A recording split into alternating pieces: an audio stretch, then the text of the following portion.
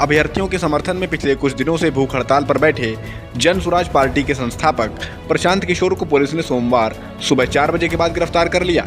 Police सोमवार तड़के गांधी मैदान पहुंची और धरना दे रहे पीके के समर्थकों को धरना स्थल से खदेड़ दिया। विरोध करने पर लाठीचार्ज भी किया।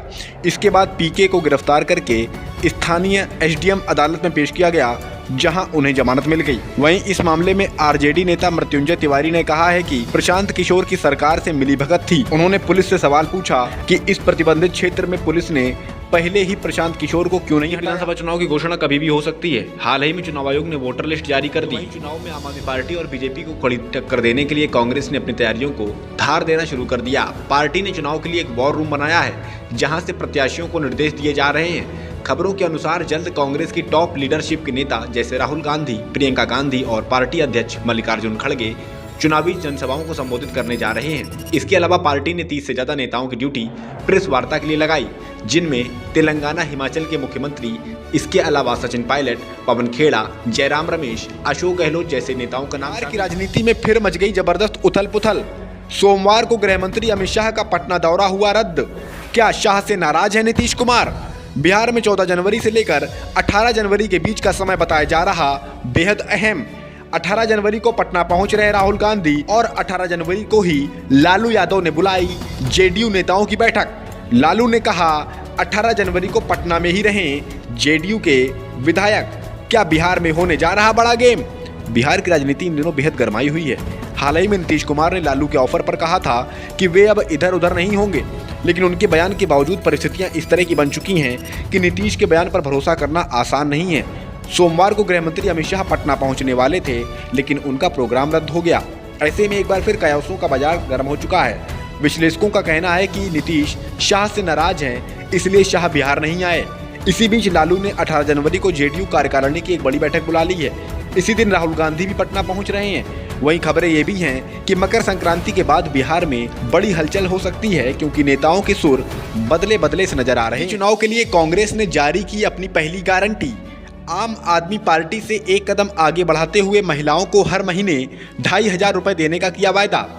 दिल्ली कांग्रेस के अध्यक्ष देवेंद्र यादव बोले, दिल्ली में बैठा है सपनों का सौदागर। महिला कांग्रेस की अध्यक्ष अलका लांबा बोली, पहली कैबिनेट में इस योजना को देंगे मंजूरी। दिल्ली विधानसभा चुनाव के मद्देनजर प्रदेश कांग्रेस ने अपनी पहली गारंटी सोमवार को जारी कर दी। कांग्रेस ने प्यारी दीदी योजना के तहत महिलाओं को हर महीने 2,500 रुपए देने का वायदा किया। प्रेस कॉन्फ्रेंस में कर्नाटक के deputy CM DK Shivakumar भी मौजूद थे। उन्होंने कहा कि कर्नाटक मॉडल के अनुसार दिल्ली में भी गारंटी लागू की जाएगी। जाहिर है कि कर्नाटक में सरकार बनने के बाद कांग्रेस महिलाओं को हर महीने आर्थिक मदद दे रही है। वहीं महिला कांग्रेस की अध्यक्ष अलका लांबा ने कहा कि केजरीवाल जनता के टैक्स का पैसा अपने शीश महल में लगाते हैं, पर महिलाओं को कुछ नहीं देते। अगर पंजाब की महिलाएं उनसे जवाब मांगती हैं तो आप सरकार उन्हें कांग्रेसी कह देती है। इस बार दिल्ली में कांग्रेस की परमानेंट सरकार बने। बीजेपी सरकार के खिलाफ ओडिशा के बीजू जनता दल ने बोला हल्ला। सड़कों पर उतरे बीजेडी के हजारों कार्यकर्ता। पूर्व मुख्यमंत्री और बीजेडी प्रमुख नवीन पटनायक बोले, इस सरकार में लोगों का बचना हो गया मुश्किल। यह मोहन मांझी नहीं बल्कि महंगाई मार सरकार है। हाल ही में चुनावी धांधलियों की शिकायतों को लेकर चुनाव आयोग पहुंची ओडिशा की बीजेडी पार्टी ने सोमवार को प्रदेश में बढ़ती महंगाई, किसानों की आत्महत्या जैसे कई मुद्दों को लेकर एक बड़ा प्रदर्शन किया। इस आंदोलन में पार्टी के प्रमुख नवीन पटनायक भी शामिल हुए। उन्होंने कहा कि बीजेपी लोगों को दिन में गुलाबी सपने दिखाने वाली सरकार है। झूठे वायदे, झूठे आश्वासन देकर यह सरकार सत्ता में आई है। आज इस सरकार में आम जनता का बचना मुश्किल हो गया।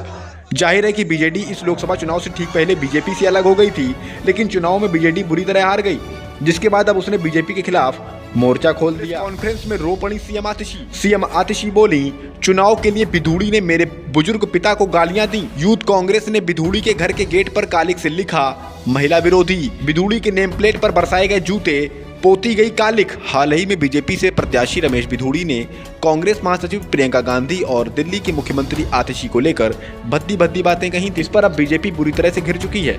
आम आदमी पार्टी और विपक्ष के कई नेता बीजेपी और आरएसएस पर जमकर हमलावर हो रहे हैं। इसी बीच सोमवार को एक प्रेस कॉन्फ्रेंस में दिल्ली की सीएम आतिशी भावुक होकर रोने लगी। उन्होंने कहा कि मेरे पिता जिंदगी भर शिक्षक रहे। उन्होंने निम्न मध्यम वर्ग के बच्चों को पढ़ाया। आज वे 80 साल के हो गए हैं। चुनाव के लिए विधूड़ी ऐसी घटिया हरकत करेंगे कि बुजुर्ग व्यक्ति को गालियां देने पर उतर आएंगे। इस देश की राजनीति इतने निचले स्तर पर गिर सकती है, यह मैं कभी नहीं सोच सकती थी। वहीं दूसरी ओर यूथ कांग्रेस के नेताओं ने सोमवार को विधूड़ी के आवास पर प्रदर्शन करते हुए उनके आवास के नेम प्लेट पर जूते मारे और काली पोती। वहीं गेट पर महिला विरोधी लिख दिया। दुख की बात यह है कि विधूड़ी के इस बयान पर अब तक बीजेपी के किसी नेता ने कोई दुख नहीं जताया। के बीजापुर जिले में नक्सलियों ने सोमवार को जवानों को लेकर जा रहे वाहन को ब्लास्ट करके उड़ा दिया। इस हमले में दंतेवाड़ा डीआरजी के 8 जवान शहीद हो गए, एक ड्राइवर की भी मौत हो गई। जानकारी के मुताबिक बीजापुर से ऑपरेशन करके टीम वापस लौट रही थी। सोमवार को करीब 2:15 बजे गांव अम्बेली के पास नक्सलियों ने आईडी ब्लास्ट कर दिया। धमाका इतनी जोरदार था कि वाहन के पार्ट्स 30 फीट दूर पेड़ पर मिले। वहीं अबूझ माड़ के जंगल में शनिवार देर रात मुठभेड़ में एक डीआरजी जवान आरक्षक सन्नू कारम शहीद हो गए।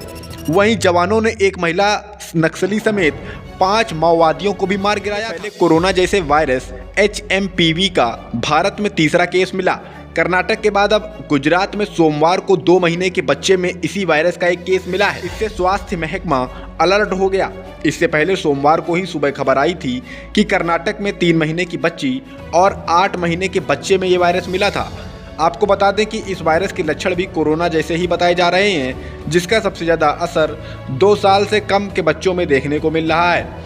कर्नाटक में इस वायरस के 2 मामले मिलने के बाद मुख्यमंत्री सिद्धारमैया ने कहा कि सरकार इस वायरस को खत्म करने के लिए हर संभव कोशिश करेगी। वहीं स्वास्थ्य मंत्री दिनेश गुंडू राव ने कहा कि ये एक फ्लू वायरस है, इससे घबराने की कोई बात नहीं है। इससे पहले भारत सरकार ने भी इस वायरस को गंभीर नहीं बताया था। हालांकि चीन में इस वायरस के बढ़ते मामलों को देखते हुए इमरजेंसी जैसे हालात बनने की बात कही जा रही है। भारत सरकार ने इस वायरस के टेस्टिंग लैब बढ़ाने की बात कही है और जरूरी सावधानियां अपनाने की भी बात कही। पर ब्रेक न लगने से नॉन स्टॉप बढ़ती जा रही सर्दी की रफ्तार, गला देने वाली ठंड से जा रही लोगों की जान। यूपी में सिर्फ 24 घंटे के भीतर कड़ाके की ठंड से 15 लोगों ने गंवाई जान। मौसम विभाग ने 10 राज्यों के लिए जारी किया कोहरे का अलर्ट। पहाड़ी राज्यों में लगातार हो रही बर्फबारी के चलते मैदानी इलाकों में ठंड लगातार बढ़ती जा रही है। कई एयरपोर्ट्स पर धुंध के चलते सैकड़ों फ्लाइट्स लेट या डाइवर्ट हुई, तो वहीं कई ट्रेनें भी लेट चल रही हैं। कड़ाके की ठंड के चलते यूपी बिहार में लोग जान गंवा रहे हैं। यूपी में 24 घंटे में 15 लोगों की जान चली गई। मौसम विभाग ने दिल्ली, पंजाब, हरियाणा, राजस्थान, यूपी, बिहार, ओडिशा, हिमाचल प्रदेश, जम्मू कश्मीर और लद्दाख में कोहरे का अलर्ट जारी किया। दिल्ली में हाल ही में बारिश भी हुई है। विभाग ने कई और राज्यों में हल्की बारिश के आसार जताए हैं, यानी साफ है कि आगे आने वाले दिनों में उत्तर भारत में काफी जोरदार सर्दी पड़ने की संभावना है।